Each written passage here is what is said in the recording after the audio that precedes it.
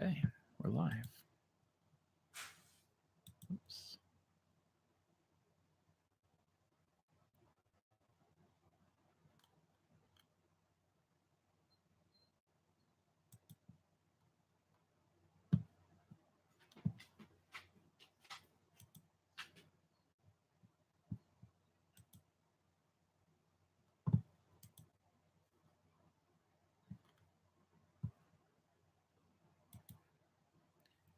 Okay, we're live. If you're out there, make sure to say hi. Hey, guys.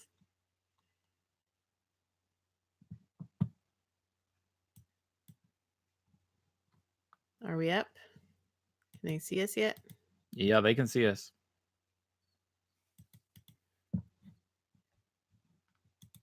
Oh, interesting. What is this? Oh, that's our mic level down there. How fancy. Okay. We're going to get started. Yeah. Hello, whoever the first person watching is. Nice to see you. We're going to get started in just a moment here. Say hi on Patreon if you're watching on Patreon. If you're watching on YouTube, say hi on YouTube. As always, if you want to ask questions, feel free to. If you would like to a clarification on a question that we've answered, feel free to as well.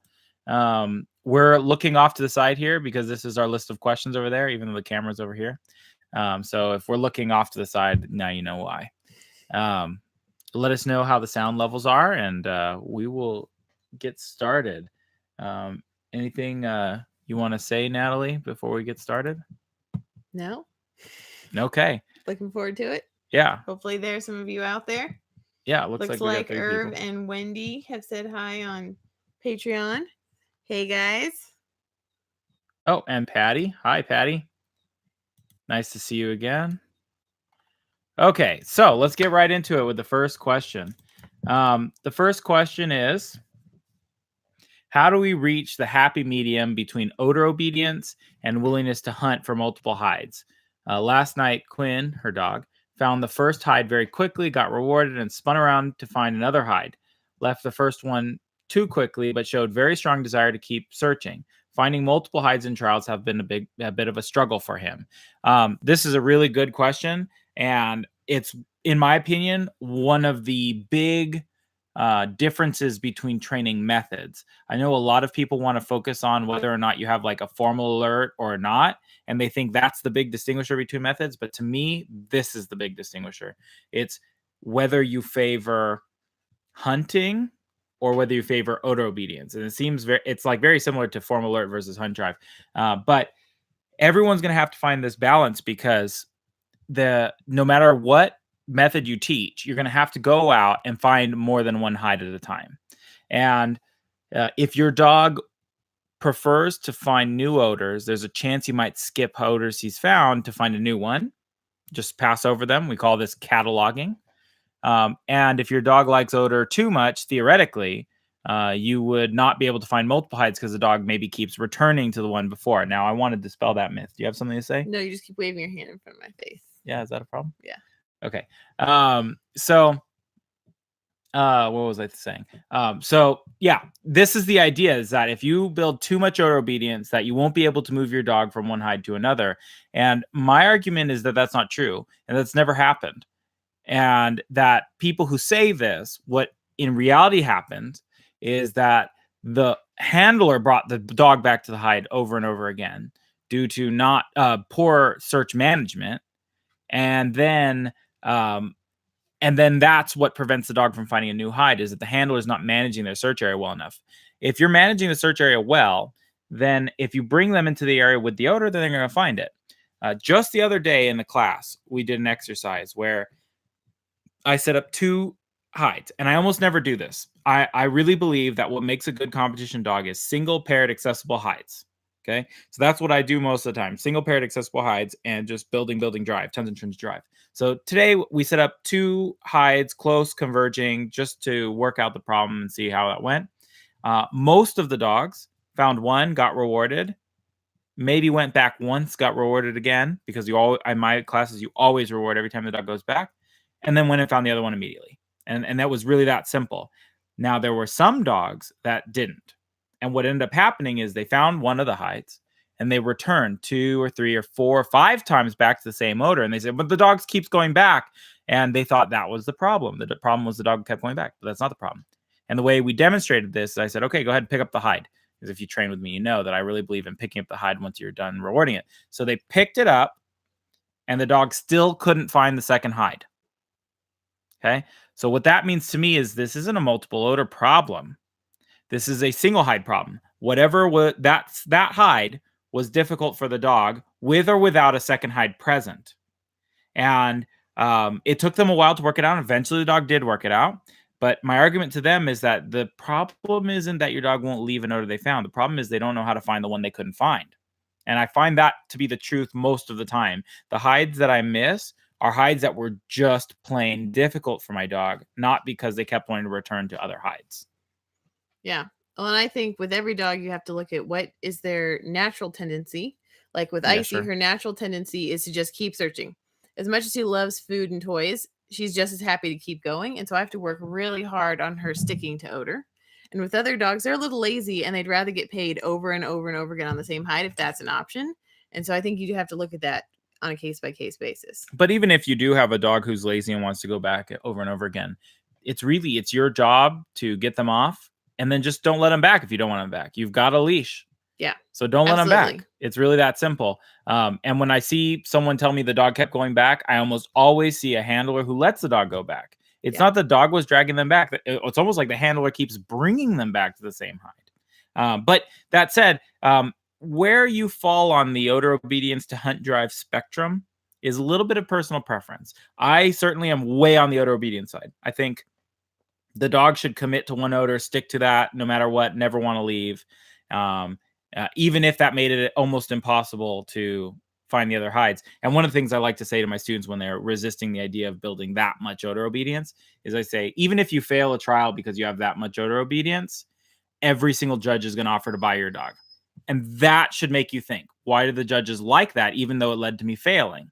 Right. And because the truth is, it's easier to create hunt drive than odor obedience. That's what's inbred and natural to the most dogs. Yeah. But yeah, you balance it by just practicing different, by rewarding odors or by setting lots of multiple hide problems. You don't have to nurture hunt drive for the most part. I say that even though hunt drive is a big focus in all our classes, hunt drive for us means going out and hunting for a hide. We tend to do that with single hides. But if you want to build hunt drive to find multiple odors, all you have to do is set multiple odor searches. If you do that consistently, you'll have dogs who, in fact, stop sticking to odor. Yeah. And that's the real problem. Yeah, especially if you do it too much too early in their career. Mm-hmm. Are you still refreshing just to make sure we're not missing any questions? Okay, the second question. How do you deal with two competition search areas that are very close together, say separated by a tarp or screen?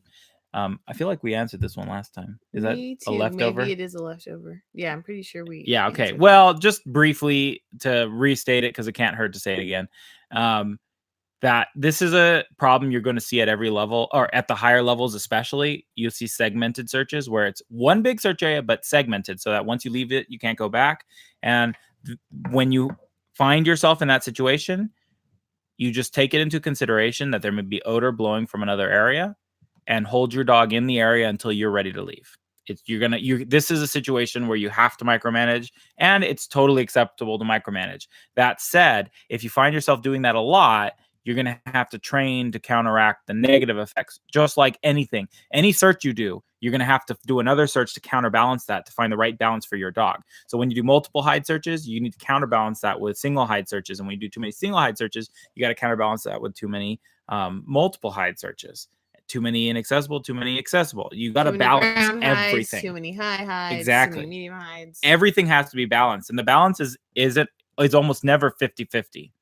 It's like, especially with high hides to ground hides, the balance should be something more like 95 to 5% high hides. Like, high hides should be fairly rare. They have to be done in order for your dog to really understand, but they shouldn't be done as much as I feel people are doing them. Okay. So, next question. One of our patrons took a break with her dog from nose work for personal reasons, and she noticed when she came back, she was absolutely searching with joy. She was excited to be working again, and so she's thinking, was the break good? Do we ever take weeks off and notice a difference when you get back?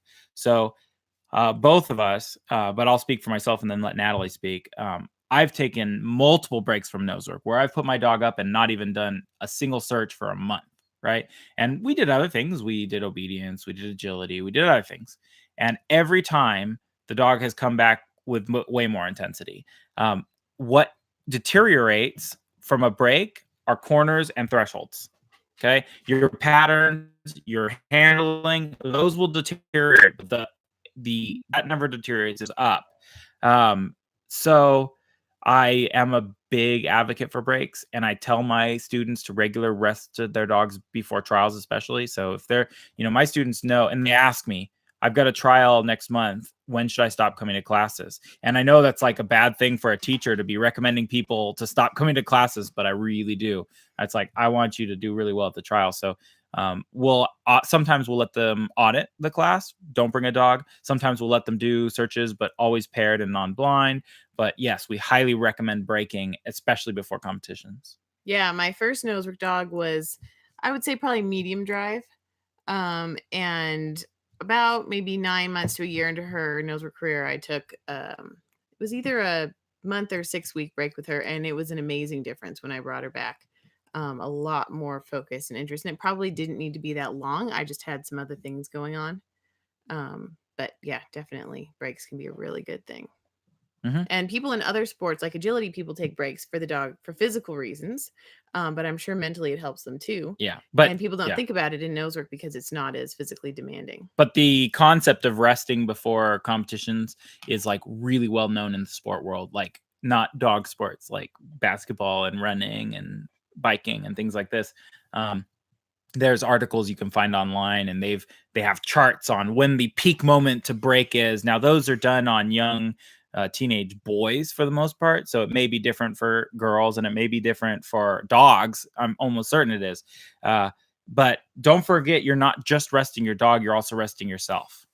But yes, I definitely think that resting is important. Irv says, don't you think the value of taking breaks with dogs is somewhat dog dependent? I think it's more handler dependent than dog dependent.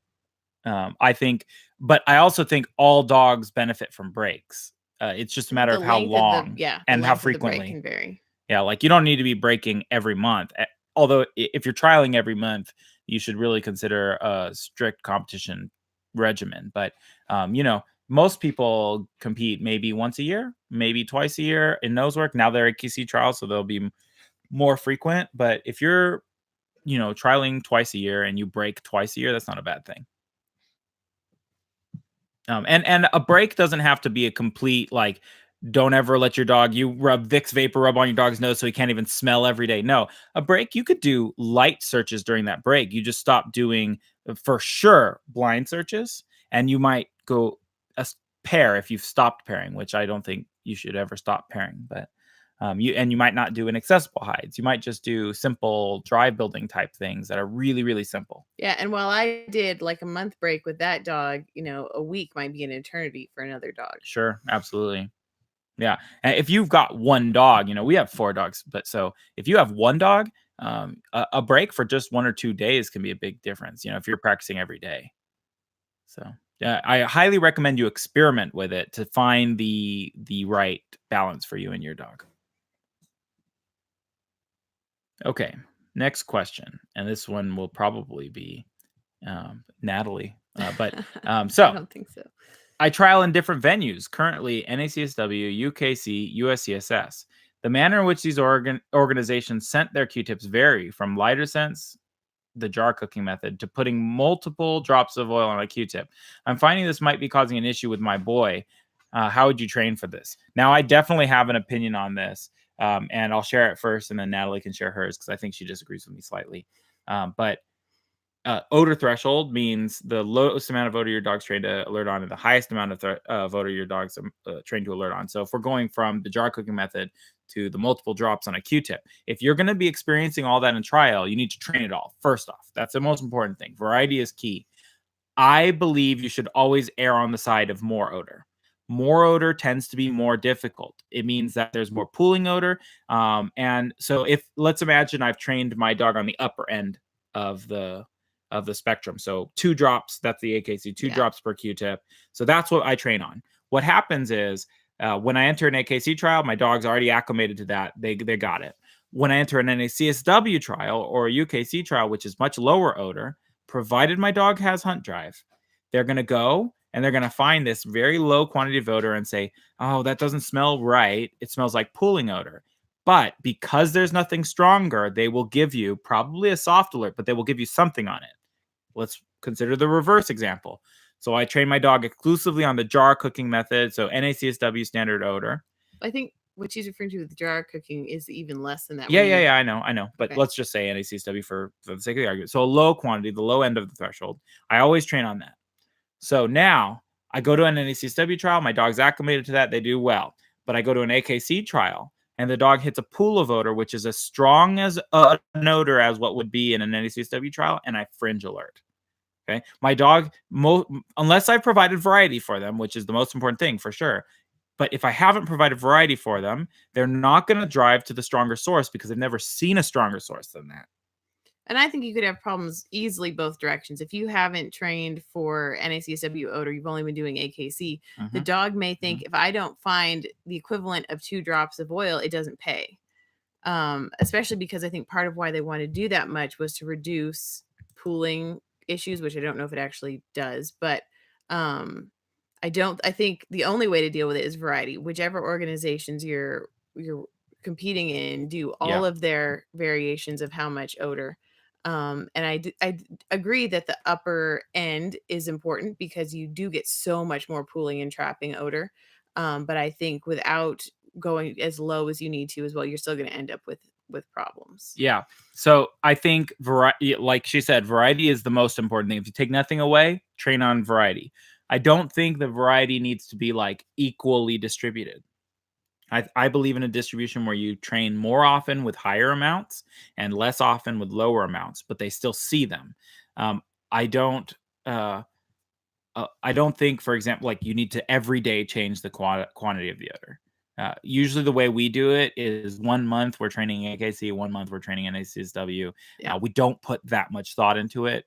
We just make sure we change things regularly. Like one of our kits is set up for AKC and one of our kits is set up for NACSW. So it's pretty easy to switch back and forth and make sure people are getting variety. And I'm basically exclusively using AKC scented odor now just because I think the higher threshold does prevent falsing on pooling odor.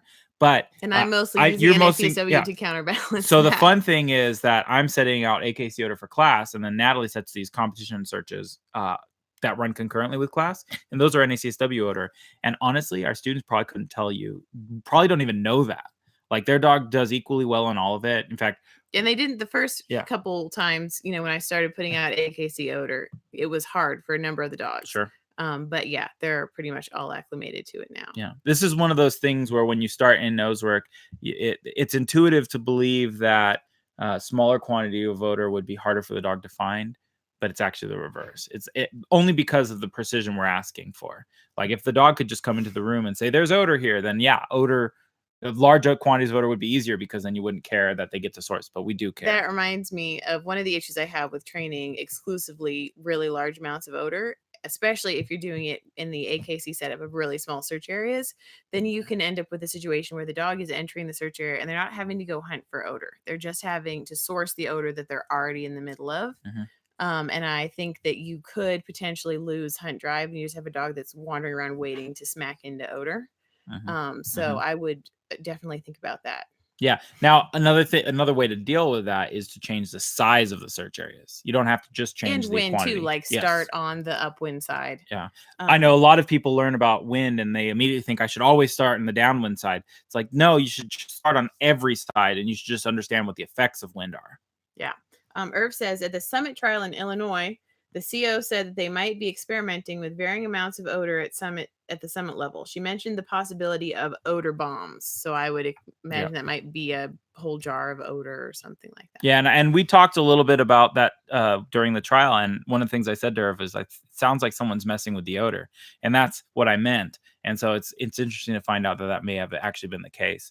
I think one of the, and this is going to be a theme throughout all of our Patreon stuff, is once you start training to the rule book, you're going to be limiting yourself.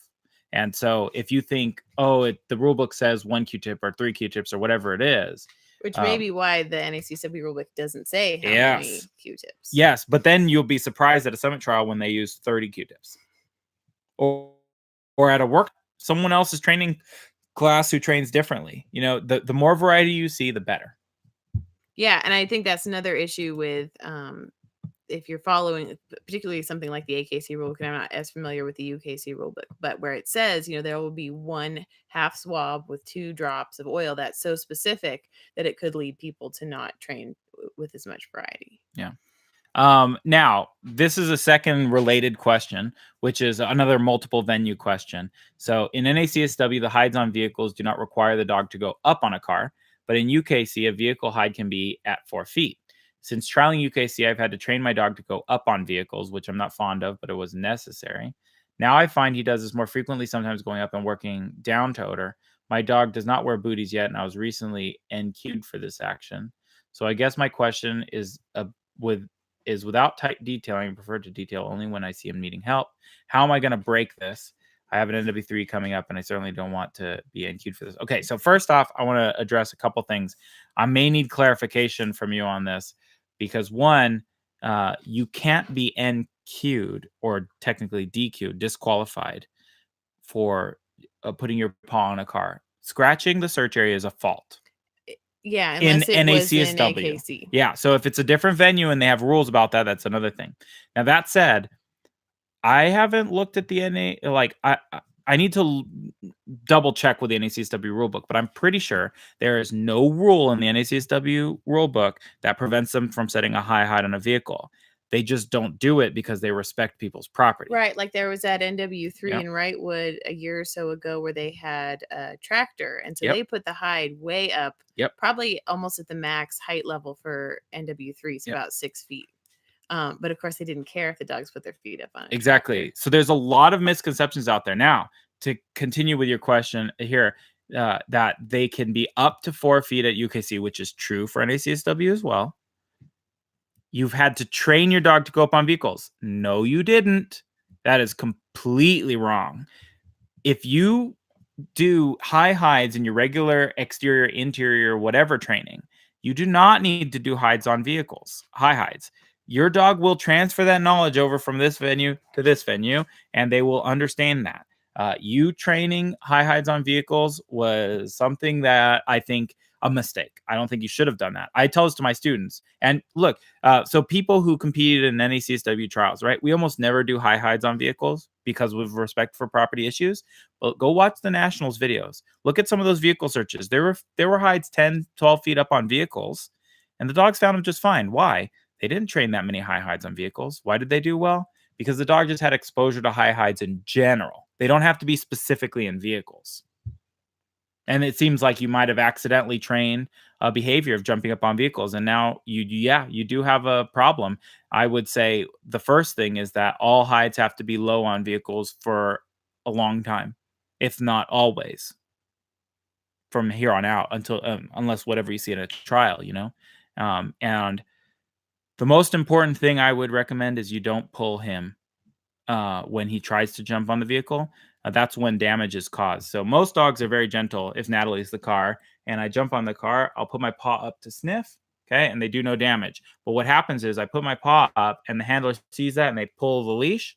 Then the dog goes because they lost their balance and they scratch the side of the car. Yeah. So you know, my border collie Hazel, she almost always will put her paw up on the vehicle to check a little higher. And I'm pretty sure I've never gotten a fault with her because she's very gentle about it. And I haven't had a judge who was feeling mean and just wanted to give me a fault for it. So I tried to just not internally freak out when it happens. And it's been fine. I also want to mention that faults are at the judge's discretion. So whether or not the dog is wearing booties may not save you from a fault. If the dog is putting their paws on the vehicle with booties on, it may still be faultable. It's totally up to the judge, and every judge feels differently about it. Yeah, But and I would say if you're yeah. stressing about it, you're probably going to make it worse. Yes, and I definitely, unless it's another organization, I want to make it clear, jumping on a vehicle is not a disqualification. I mean, maybe if your dog jumps on the hood of the car and starts digging. I don't know. I'm trying to imagine how I would disqualify a dog for putting a paw on a vehicle. Yeah, it would have to wouldn't. be pretty severe, I think. Yeah. So answer the questions we had to you to clarify, but I think that's my basic answer to that question. Okay, next question. Okay, stepping in to give your dog support when sourcing. Without mentioning names, I get conflicting opinions and wonder what your opinion is. Last winter, I was introduced to the concept of stepping in to give your dog support, and when they're in the final stages of sourcing. I do not think this means not to step back, open things up, and give your dog room to work. The other up to this as you might cause your dog to false alert. So my first impression of this is that you should take everyone's opinion in, experiment, and see what works for your dog. Like, there's no one whose opinion is the Bible and is dogma, no pun intended. That everything has to be like, maybe that advice works with a particular kind of dog and the other advice works with a different kind of dog, or in a very specific situation, or with a specific handler. So you have to take it into account and see if it works. I definitely teach my students that when they think their dog is sourcing, to step back. This isn't to prevent false alerts, but mostly to prevent the handler from accidentally blocking the dog from the actual source of the odor. And sometimes it's better not to just think of it as a step back, but a step out. So Yeah. whatever area you could be blocking, you're like giving them more of a 45 degrees from that. But the other thing about it is you're stepping out and back, but you're focusing in on the dog. So you are, by stepping back, you're giving support. It's almost like you're stepping back to let him defuse the bomb. You're like, okay, let him work. And I definitely believe when you believe your dog is sourcing, you should support your dog in that endeavor. You shouldn't challenge them in the sourcing stage. You can challenge the dog in the indication stage. Once they're hit the odor, you can challenge them to see if they really mean it. But definitely don't challenge them on sourcing. I worry stepping in would cause people to crowd. Have I done that before? I'm sure I can find videos where I stepped in to my dog when they're sourcing, and that helped them. I know there are times that I have told people to step in slightly when their dog was sourcing because they were just way too far out, distractingly far out from the dog. And so the dog kept feeling like they needed to move back to where the handler was. So it was, you have to just look at the situation, and because you can be too far away too. Yeah.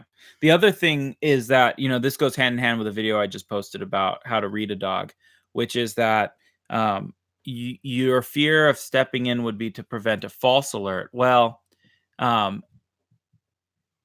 if you really believe what I said and you're misreading your dog's sourcing behavior, which is the second alert that I detail in that video, then that, in my mind, is a false alert. You've already false alerted because you believe your dog sourcing when he wasn't.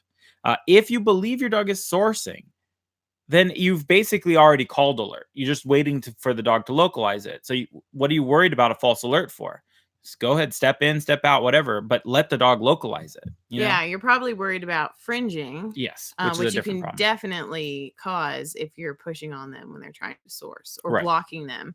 And, maybe the hide's behind you. Yes. And you can't tell that because you haven't given them enough space. Yeah. And fringing is a very, very important problem to train for.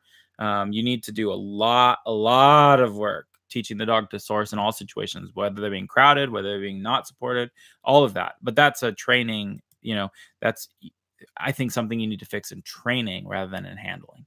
Yeah, don't test that when you're trialing. Yeah, for sure.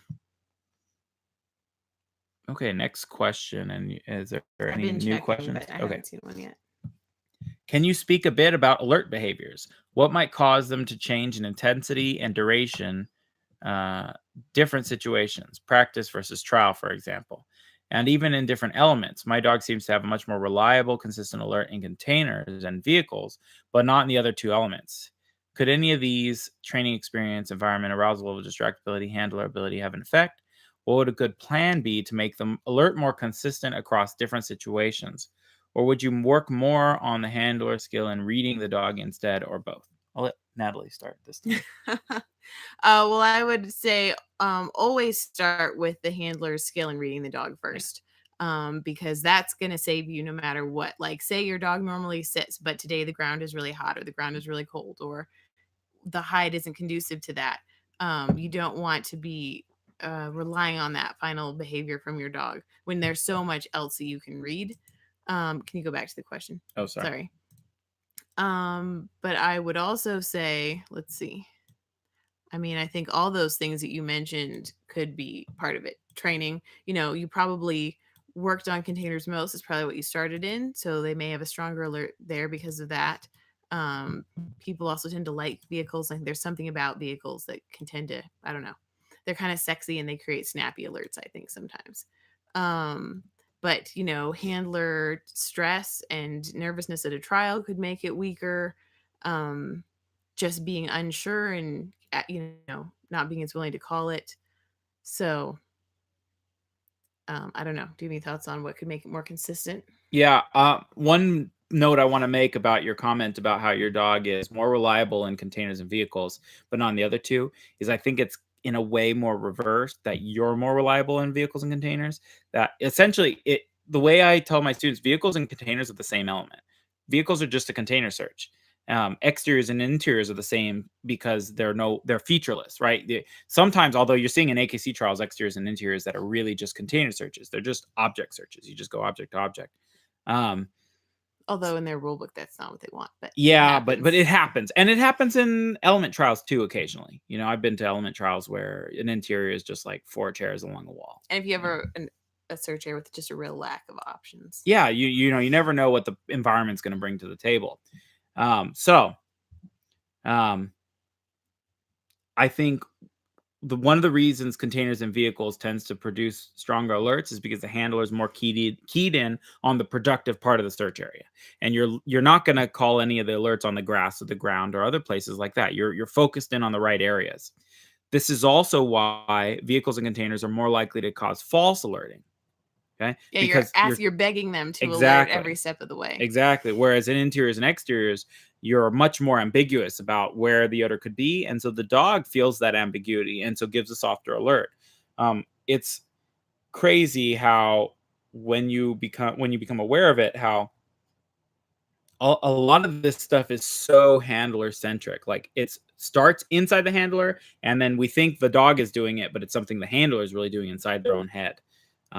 It is, like, I have no evidence that dogs are psychic, but boy, do they make it hard not to believe they are, because they just know what you're thinking, every step of the way. A thought that you didn't even know was affecting you, the dog knows it's affecting you, but how can you make it more consistent? I would say the best way to make it more consistent is just to push the reward heavier. So if you make the odor more valuable, you're less likely to get a soft alert. So your range will become, instead of from soft to good, your range will become okay to great. And then the more you train, it'll move from great to superb, right? And so the lower end you're going to have a low end soft alert and a high end great alert, but you're going to shift that balance up so that you don't get what you used to term as soft anymore. And what will end up happening is you'll only have good and great alerts, and you'll have the dog skipping odors they just can't find. They just never alert on them, but that always happens. And it can be worth, if you keep track of your training records, seeing, are you spending more time in certain elements than others? Yeah, sure. Oh, another thing that's useful is that if most people, when they go to trial, at least their first few trials, they've only trained in 2 locations: their training facility and their home. And that is going to cause huge problems in alerting. So if you can make a concerted effort to train in new locations, that's probably the single most important thing you can do.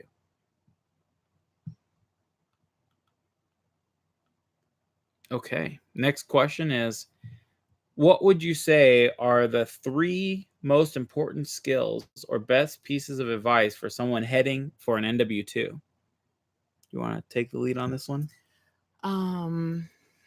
3. Let's see. Well, I think one of the biggest things in NW2 is the addition of inaccessible hides. And it's not that it's hard for the dog, it's that people don't feel like they know when to call alert. And so they wait way, way too long to call it. And so I think finding a way to be confident about inaccessible is really important. And I think Michael's talked about this in some of the videos, but not just rewarding inaccessible hides where the dog alerts, but letting them, opening up the drawer, the cabinet, or the box and letting them get into source can make that clearer for the dog and for you. And if you can, watch videos of inaccessible hides and talk through your searches while they're happening, have your instructor, your classmates talk through it, seeing the dog bracketing one side to the other, and knowing, that your dog is well trained enough that if they could have gotten to the source, they would have. So I think that is one of the biggest things. I had another one, but I forgot, so you can go. Yeah. One of the things that I would highly recommend at every level is, like, when you're prepping for NW2, go back to basics. That's the most important thing I could recommend at every level, whether it's 3, whether it's elite, whether it's summit. Go back and review your basics. Make sure that your dog is super excited and having fun, and it hasn't become a chore or anything like that. And to me, the basics, again, are hunt drive, independence, problem solving, and confidence. Make sure those things are set, because boy, will they affect you in ways you didn't even realize. People missed hides or got soft alerts because their dogs lacked confidence and freaked out at air conditioning that was going too loud, or a fan that was in the corner, or the shutter sound of a thing. If your dog was more confident, that would be a non-issue and your dog would have got it. And then what do people do? They don't make their dog more confident. They practice more of the same hide that they missed. But that's not going to fix the problem. The only thing that's going to fix the problem is developing confidence.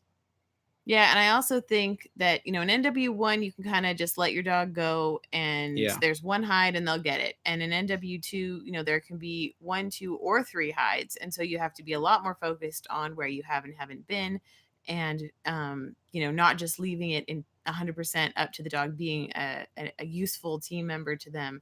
And especially when there are 3 hides, being really aware of your search area management, and so that you don't time out, because it's really sad to time out of a search. Yep. That would be also my second piece of advice, which is really start paying attention to search area management. And don't forget that this is part of that. Don't forget that the leash is your tool. So if you went off leash in a search, you can always put them back on. So if that dog goes back to the same order 2 or 3 times, clip them the leash, finish the search on leash. There's nothing wrong with that. And pay attention to your search area management. When you're rewarding your dog on odor, look around the room. Take a moment. That's your chance while you're rewarding them. And it gives you a good excuse to keep rewarding them more. Look around. Where have I been? Where haven't I been? Have I checked my threshold? These things are things that you need to constantly be thinking about during the search, and not get caught up in tunnel vision and survival mode. Yeah. And if your dog runs straight to a hide that's all the way across the search area, that doesn't mean that he searched the rest of the search area that he just ran through, because another hide already had his attention. So be aware of those times where your dog may be in an area but not searching it. So, you haven't necessarily covered it, and you might need to go back there. Yeah. The last piece of advice I would give would be to not overlook the role stamina plays in your dog searching. Each level that goes up, like first place NW1 times are less than a minute, right? That's 15 seconds per search, more or less. NW2 times, you're getting 4 minutes, 3-4 minutes. So you're tripling, quadrupling the amount of time your dog has to search, at least. And NW3, you're getting 9 to 13 minutes. And then elite division, you're getting 15, 14, 18. Yeah. So each time you're getting longer search time, but also the dog has to be used to being in a crate. Like, if your dog's not used to being in a crate, kiss your higher titles goodbye. You're not going to get them. You should be practicing that. If you're competitive, you should be practicing that a little every week. Your dog should have crate time. They need to use that time to rest, not be anxiously awaiting their next search. Or even excited about searching. They should get in their crate and fall asleep. That's my opinion. Well, that's what I meant by anxiously waiting. Like, they're raring to go, which is wonderful, but you need them sleeping or at least resting so that they're ready for the next search. Make sure that they potty on command. Make sure they travel well. Make sure you have everything prepared that your dog needs. Consider a more competitive strategy during trial for feeding and watering your dog. So, a lot of people at the higher levels swear by coconut water. I don't personally use it, but or some bone people broth is bone probably a broth, better option. or at the very least, throwing your treats in your water. Yeah, and that's for hydration. But another thing is, what do you feed your dog throughout the trial day and how frequently? One of the things I've gotten in the habit of doing is giving my dog a small portion of food about halfway through the trial day to give him the energy to finish the rest. But the other thing is, you don't want that to be a high starchy diet that they're going to crash off of. You want it to be high in fat, especially like if you got some salmon oil. Boy, that'll really help the brain keep functioning.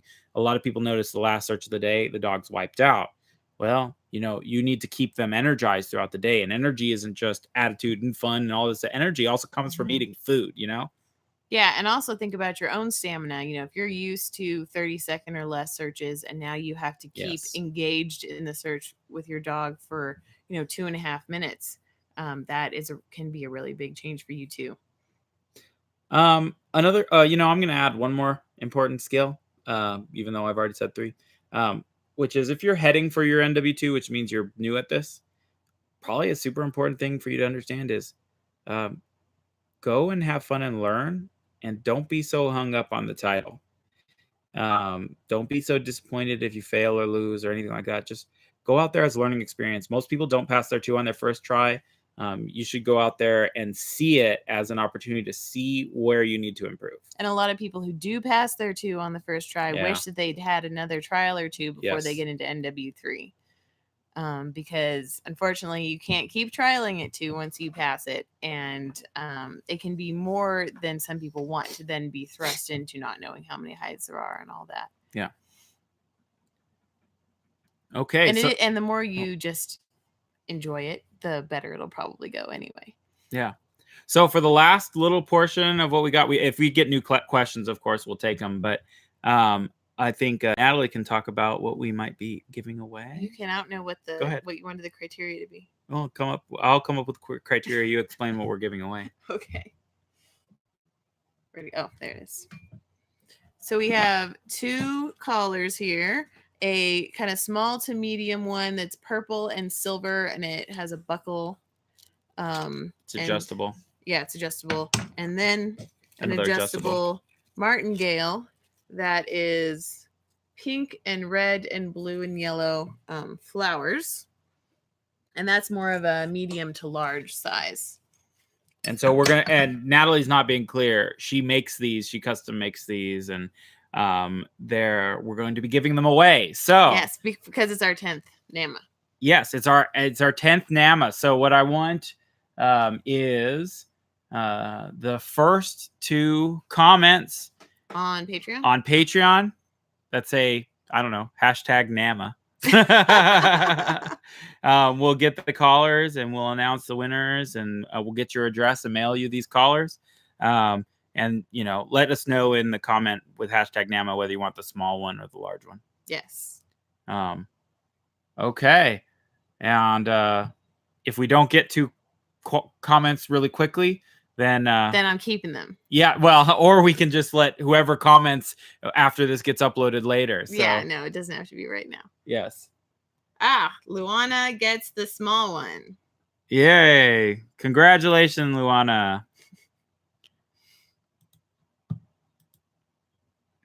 I think we're going to be doing more little giveaways like this. Maybe not a caller every time, but maybe a free video review analysis, maybe a free lesson, maybe who knows.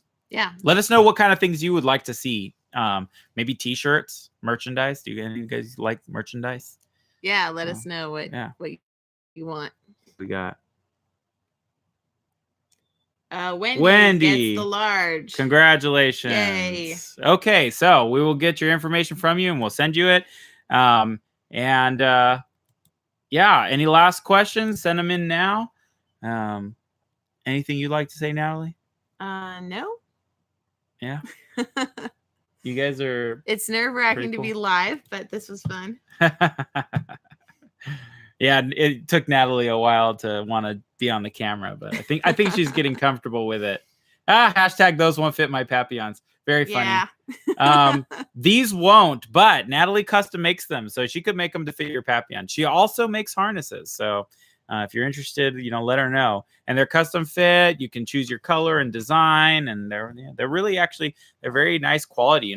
Like she had to do these when she first started learning. She made a collar. She was so proud. She came up to me, and I took it and I ripped it in half. I'm like, I'm not putting that on my dog. And so she the second one couldn't have ripped. No, she went back and she learned how to do these really well, and so these are really nice collars. So yeah. Okay, well, 45 minutes. This was a really good NAMA. We're looking forward to doing more of this. Thank you guys so much. It was a blast. Bye.